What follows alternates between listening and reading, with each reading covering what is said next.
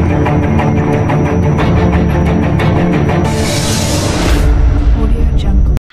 guys, welcome to Chennai IAS Academy. So வரவிருக்கக்கூடிய தேர்வு TNPSC group தேர்வுகளுக்கான TNPSC group 2, 2A மற்றும் 4 தேர்வுகளுக்கான புக்ஸ் வந்து நாங்கள் ரெடி பண்ணிட்டு இருக்கோம்.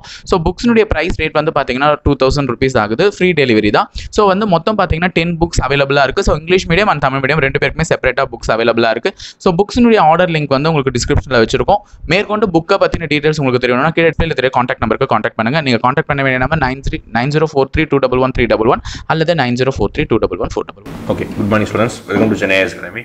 டுடே பார்த்தீங்கன்னா நம்ம வந்து தமிழ்லேயே பார்த்துருப்பீங்க கல்வெட்டுகள், அதாவது ஹிஸ்ட்ரியில் நமக்கு நிறைய கொஸ்டின்ஸ் பார்த்தீங்கன்னா அந்த கல்வெட்டுகள், அதை சார்ந்த கேள்விகள், அந்த கல்வெட்டுகள் யாருடைய காலத்தில் அந்த கல்வெட்டு யாருடைய காலத்தில் உள்ளது, இந்த மாதிரி கொஸ்டின்ஸ் தான் அதிகமாக நம்ம கேள்விப்பட்டிருப்போம். அப்போ நம்ம கல்வெட்டுகள் டாபிக் மட்டும் ஒரு சின்னதாக ஒரு வீடியோஸ், மிக முக்கியமான கல்வெட்டுகள் மட்டும் ஒரு செட்டாக பார்க்க போகிறோம். ஓகேங்களா?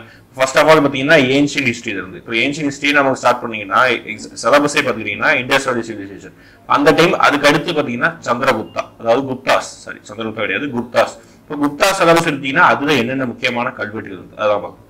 ஃபர்ஸ்ட் ஆஃப் ஆல் பார்த்தீங்கன்னா அங்கே எதுவுமே பார்த்தீங்கன்னா நீங்கள் வந்து நிறைய பாயிண்ட்ஸோ எதுவுமே சொல்ல முடியாது. என்ன கல்வெட்டு, யார் அந்த மன்னர் இருந்தாங்க, அந்த இது கல்வெட்டோட ஒரு சின்னதாக ஒரு இமேஜ், அவ்வளோதான் பார்க்க போறீங்க. ஓகேங்களா? அப்போ மெஹ்ரௌலி இரும்புத்தூண் கல்வெட்டு, அதுவும் மெஹ்ரௌலி இரும்புத்தூண் கல்வெட்டு, இது யார் காலத்தை சேர்ந்தது பாருங்க, சந்திரகுப்தா.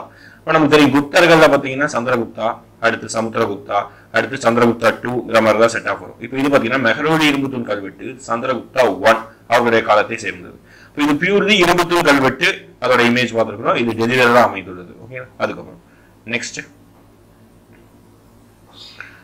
பார்த்தீங்கன்னா அலகாபாத் கல்தூன் கல்வெட்டு பாருங்க. ஃபர்ஸ்ட் பார்த்து நம்ம இரும்புத்தூண், இது கல்தூன், அலகாபாத். அப்போ அலகாபாத் கல்தூன் கல்வெட்டு ஆல்ரெடி அசோகர் காலத்துல உள்ளதுதான், அதுக்கப்புறம் சமுத்திரகுப்தா காலத்துல வருது. ஓகேங்களா? அப்போ சமுத்திரகுப்தா காலத்துல அசோகர் தூண் கல்வெட்டு அவருடைய வரலாறை பத்தி சொல்கிறது. அதை எழுதியது யார், அதுவும் நம்ம மேலே கொடுத்துருக்காங்க பாருங்க, ஹரிசேனர்.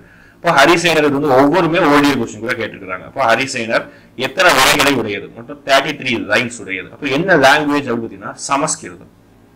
என்ன லாங்குவேஜ் அப்படி பார்த்தீங்கன்னா சமஸ்கிருதம். நம்ம பார்க்க வேண்டியது இதுல வந்து பாத்தீங்கன்னா அசோகர் அவர் காலத்துல இருந்த ஒரு அலகாபாத் கல்வெட்டு தான். அதுக்கடுத்து சமுத்திரகுப்தருடைய வரலாறையும் சொல்லுது. சமுத்திரகுப்தர் அடுத்து பாத்தீங்கன்னா அலகாபாத் கல்வெட்டு, அது யார் எழுதியது, ஹரிசேனர். 33 வரிகளை உடையது. என்ன லாங்குவேஜ், சமஸ்கிருத லாங்குவேஜ்.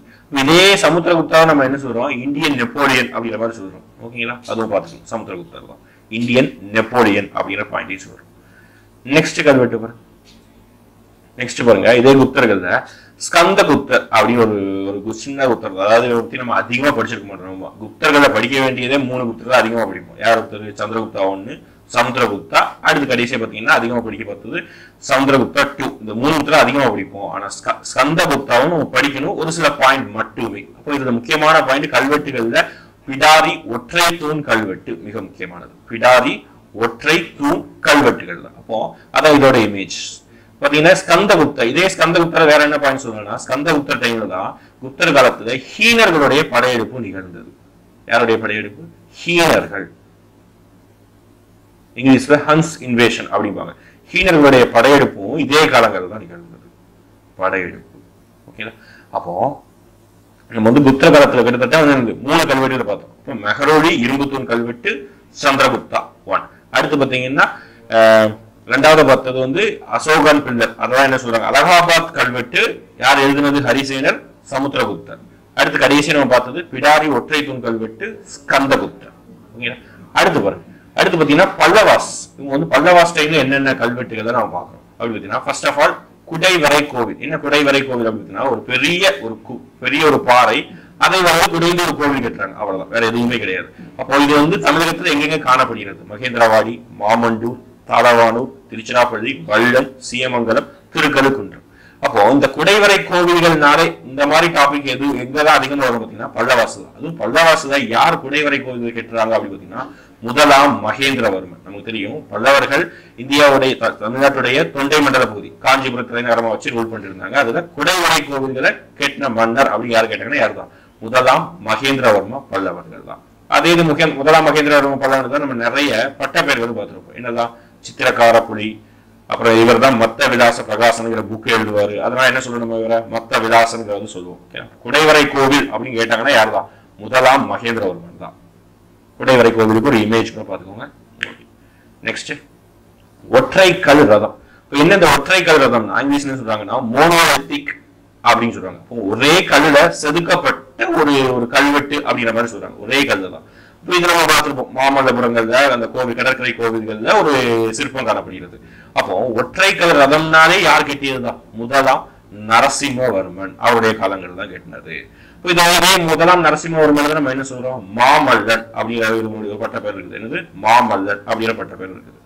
அதுக்கப்புறம் பாத்தீங்கன்னா இந்த மாமல்லபுரம் அந்த பிளேஸ்ல பாத்தீங்கன்னா அதாவது குகை கட்டடக்கலைகள் தான் கிட்டத்தட்ட 4 வகை இருக்குது. எல்லா வகைகளும் இருக்கக்கூடிய ஒரே இடம் பாத்தீங்கன்னா மாமல்லபுரம் தான். அப்போ ஒற்றைக்கல் ரதம் அப்படின்னாலே முதலாம் நரசிம்மவர்மன். அடுத்து பாருங்க, அடுத்து ஐஹோலே, பதாமி, பட்டாரக்கல், மேலக்குட்டி, சிவன் கோவில், அடுத்து சங்கேஸ்வரம் கோவில். அப்போ இந்த மாதிரியான கோவில்கள் எல்லாமே இப்போ ஐஹோல், பதாமி, பட்டாரக்கல் இந்த பிளேஸ் தான் பாத்தீங்கன்னா கர்நாடகா பகுதிகள் தான். அப்போ இந்தியாவின் ஹிஸ்டரியில கர்நாடகா பகுதிகளை கொஞ்சம் நார்த்தன் கர்நாடகா பகுதியில ரூல் பண்ணவங்க யாரு பாத்தீங்கன்னா சாளுக்கியர்கள் அப்படிங்கிறாங்க. யாரு? சாளுக்கியர்கள், சாளுக்கியாஸ் அப்படின்னு படிச்சிருக்கோம். அப்ப இந்த சாளுக்கியர்கள்ல மிக முக்கியமான நபர் பாத்தீங்கன்னா புலிகேசி. இந்த புலிகேசி நபர்கள், புலிகேசி அப்புறம் 2ஆம் விக்ரமாதித்யன், இந்த 2 நபர்கள் தான் இது இருக்கிற ஐஹோல். அதுதான் இது, இந்த இமேஜ் தான் பாத்தீங்கன்னா ஐஹோல் அந்த கோவிலுக்குரிய ஒரு இமேஜ். அடுத்து பாத்தீங்கன்னா கீழே இருக்கிறது பட்டாரக்கல். பட்டாரக்கல் ஒரு கோவிலோட இமேஜ். ரெண்டுமே கர்நாடகா தான். இந்த 2 கோவிலோட பிளேஸ் பாத்தீங்கன்னா ரெண்டுமே கர்நாடகா பகுதிகள் தான் காணப்படுகிறது. அப்போ பதாமி அப்புறம் பட்டாரக்கல், ஐஹோல் இந்த மாதிரி பிளேஸ் எல்லாமே சாளுக்கிய காலத்தை சேர்ந்தது. அதுல புலிகேசி, 2ஆம் விக்ரமாதித்யன் இவர் 2 பேருடைய அவைகள் சேர்ந்தது. நெக்ஸ்ட் பாத்தீங்கன்னா அப்படியே பாத்தீங்கன்னா இப்ப நம்ம எதுக்கு வரோம்? டெல்லி சுல்தான்ஸ். டெல்லி சுல்தான்ஸ்ல நம்ம ஃபர்ஸ்ட் இனிஷியலா பார்க்க வேண்டியதே ஒரு இன்ஸ்கிரிப்ஷன் அப்படி பாத்தீங்கன்னா குதுமினார்.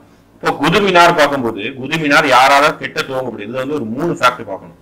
குதுமினார் ஃபர்ஸ்ட் யாரால கெட்ட துவங்கியது? யாரால கெட்ட துவங்கியது பாத்தீங்கன்னா டெல்லி சுல்தானுடைய ஃபவுண்டர். டெல்லி சுல்தான் துவங்கியவர் தான் யார்? குத்புதீன் ஐபக். இப்போ குத்புதீன் ஐபக் தான் அதை கெட்டுவதற்கு தொடங்கிறார். ஆனா அவர் கெட்டி முடிக்கல. அடுத்து யார் அந்த குதுமினார் வந்து கெட்டி முடிக்கிறாங்க அப்படின்னு பாத்தீங்கன்னா இல்துமிஷ் மன்னர் தான் அதை ஃபுல்லா கம்ப்ளீட் பண்ணி முடிக்கிறாரு.